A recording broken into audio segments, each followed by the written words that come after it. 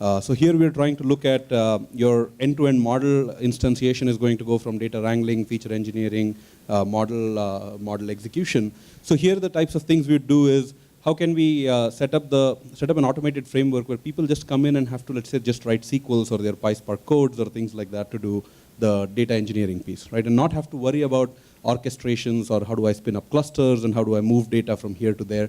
So all of those things we would try and automate through the pipelines that are being built out. Even for algorithms, in a lot of cases, people, like an example of an algorithm that we see typically is there are a sequence of R files that need to be run one after the other. So we would try and create like a very lightweight registry. I can come in, register those, set up dependencies for those, and the framework will execute all of them. So those would be an example of the template pipelines. And then finally on the deployment accelerators, we would look at once the model object is created, how do we make sure it's versioned, some metadata for that is recorded. Here we're actually very interesting things we're looking at is open source packages like MLflow.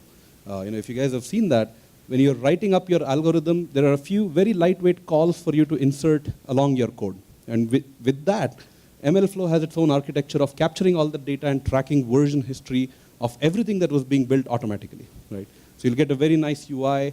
Even during the model development period, whatever activities happened, whatever hyperparameters were used, what scores were fetched, all of that is recorded and cataloged for you, right? So those are the simple types of things that we would be looking to build on the accelerators or the assets piece. Thank you, thank you, Vicky. So as you heard Vicky talk about, this is one great way how we're trying to industrialize in a way, creating some of these learnings that we have as assets. So when the next client comes or the next time comes, you don't have to start from scratch. So that's one way to think about it. Then on the other extreme, we also have a product. So Revo is our umbrella or the umbrella marketing term here. Underneath that, we have a bunch of products all connected as part of the big data platform. Here we have products. Today we talked about the Workbench and the Algo as a service, but the entire plethora of modules, some of them are listed here. Starting off with the data manager, it does have things like your data connectors, does have the Uzi engine to orchestrate your flows. Of course, the data then goes on to S3. You can use visualization tools like a Tableau, MicroStrategy connected to Pesto and so forth. So it allows you, to do your data management through that. Then we have data catalog. We're all aware how to do governance and metadata modeling and so forth. In the interest of time, we couldn't go on all, as you can expect. Workbench, Algo as a service, we already talked about. And finally, in terms of the evidence, for any of you from the life sciences sector would be aware, we're trying to talk about real-world evidence and real-world data. Here we are talking about modules like Data Explorer, Concept Builder, Cohort and Journey Builder, and so forth. So think about having a module, you're going to your web page, creating a project, doing all of this right from within your browser itself. So that's one way we are recommending that we should approach operationalization and continue that. Now, Amazon has been a great partner in our journey. All that we showed has been built on top of the Amazon stack. And to take us forward, I'll just invite Madhu. Hey, thanks, Abhishek. Thanks, Vicky. It's a slide changer. I think he took it with me. Great, thank you. So I saw a bunch of hands go up, and we asked about data scientists and developers. And at Amazon, right, we really believe that when you look at artificial intelligence, it's the kind of technology that you want out there in the hands of everyone. You do not want a technology with as much power as artificial intelligence in the hands of a select few. It's just unfair. Do you agree?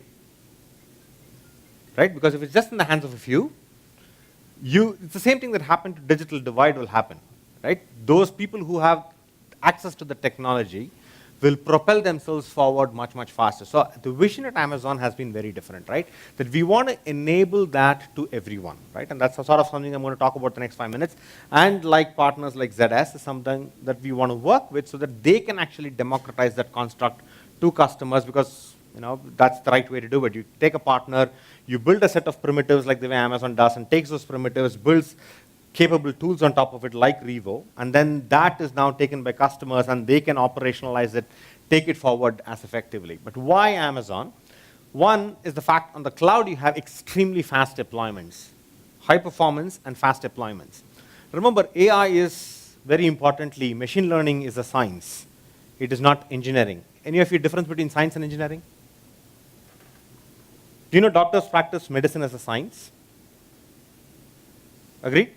Do you know that practices like legal are, it's a practice? But when you do software, you're doing software engineering. Computer science is different from software engineering. The difference is this. And if you're an IT, how many of your IT managers here manage somebody else?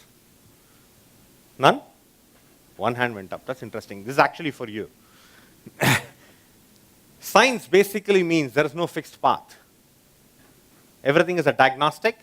Don't ask for a plan of execution. There is a path to execution. There is no plan of execution. Times can change. Estimates can change. Outputs are variable. Same thing. You get sick, you go to a doctor. The doctor diagnoses you and gives you a prescription. They don't give you a solution. They give you a prescription for a reason. You take that medicine, you may or may not get cured. That's why it's called science. You go through an iterative process of getting cured. Right? You gain experiences through iteration. That's sort of how it works, right? So if you're going to iterate heavily, you're going to need fast deployments. You want to be able to put infrastructure in. You want to be able to take it out. Right? You want to experiment, and if your experiment is a failure, you should be able to switch off infrastructure very, very fast. That's what the cloud allows you. AWS, we allow you to deploy infrastructure on a per second basis. What does it mean? On the second you don't need it, you switch it off, it goes away, it stops billing. Second is you can scale it up. Once you're successful, you want the ability to scale it. You want to scale it up really, really, really, really fast. That's the other advantage that you get. And of course, access to data, framework flexibility, and cost efficiency. Right? Framework efficiency is the fact that you might find out, I'm going to show you a case study later on, where you will find that you will start with one framework and you might actually end up on another framework. Don't hug frameworks. This is not JavaScript to hug. All right?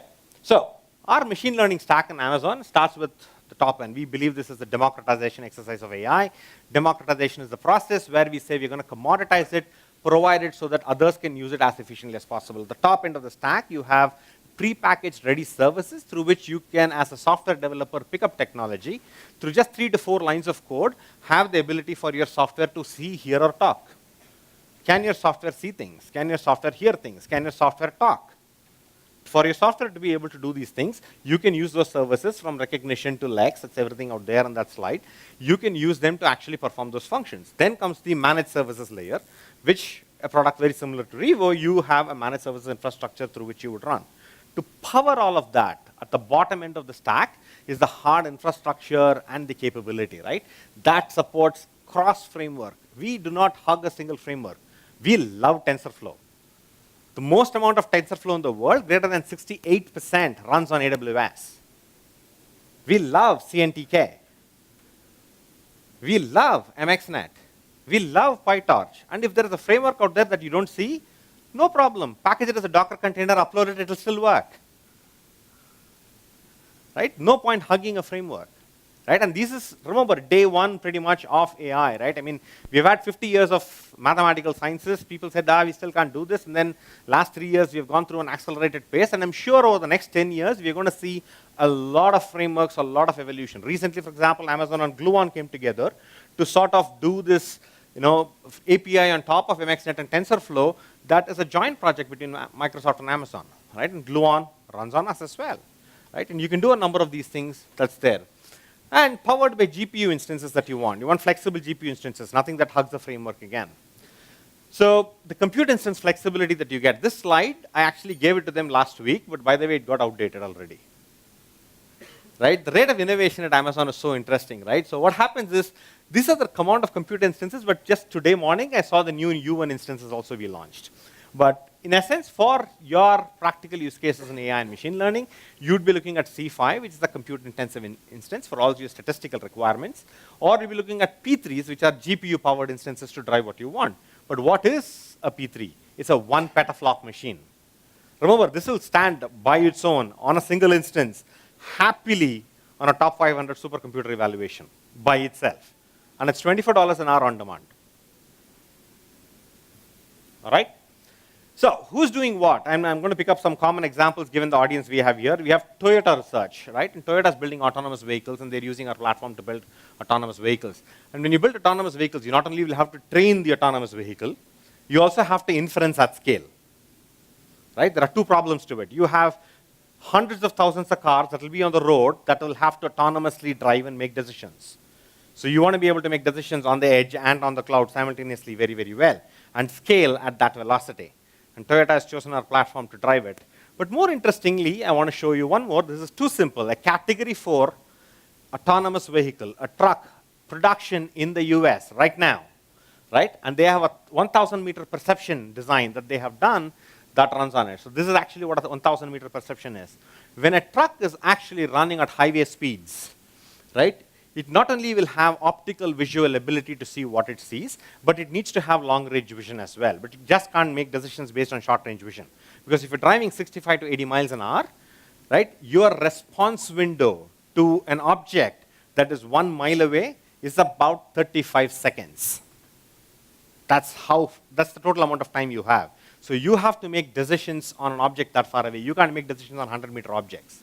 So to drive that, the feed coming from the short-range camera, the feed coming from the long-range camera, the feed coming from the LiDAR, as all processed simultaneously, decisions are made both on the vehicle and on the cloud for the vehicle to make an appropriate decision as to slow down, change lanes, where it should move, how it should move, and then take it forward. This is in production running vehicles in the US today.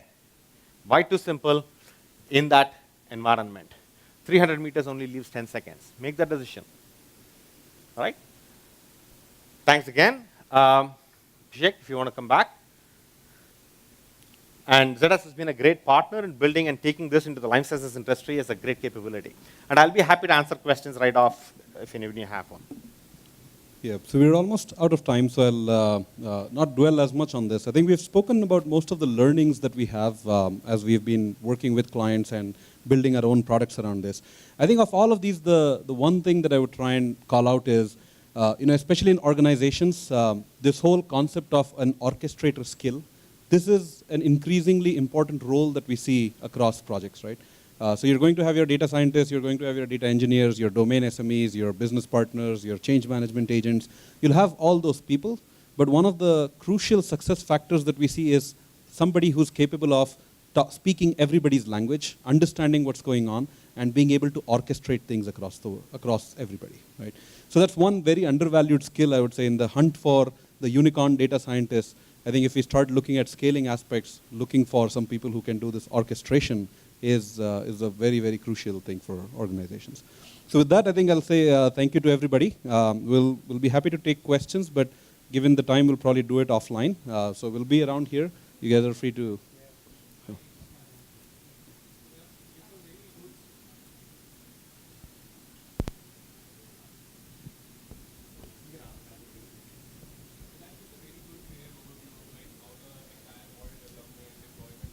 So one key question that I think that is an underlining question to this, that how do you differentiate between a batch model or a real-time model? Because when you talk about machine learning, batch model are easy to execute, but when you talk about real-time, then infrastructure becomes an issue. Correct. So how do you differentiate? Very good question. So the way I would answer that is in two parts. Part one is for the models where you know that it could work in a batch model. It's more of the task oriented. You make a call, wait, let it run, and then a response comes. And you have to have your architecture designed for that. One way to think about it is to use the age-old model of the files. Make a call, file gets dumped into S3. After XYZ second, a call goes back and then gets picked from there. So that's one way. The second way for the real-time one is to talk precisely about algo as a service. So the idea is that the model has already been trained on a data set, which is now exposed as an API that you make a call. So you're not training it every time. The training is what takes time, but making a call and getting result does not take that long. So, or should not. So that's why the algo as a service is how you would do it. Did I answer your question? Okay. On AWS, we can run real-time model, both real-time. And we are using AWS as well.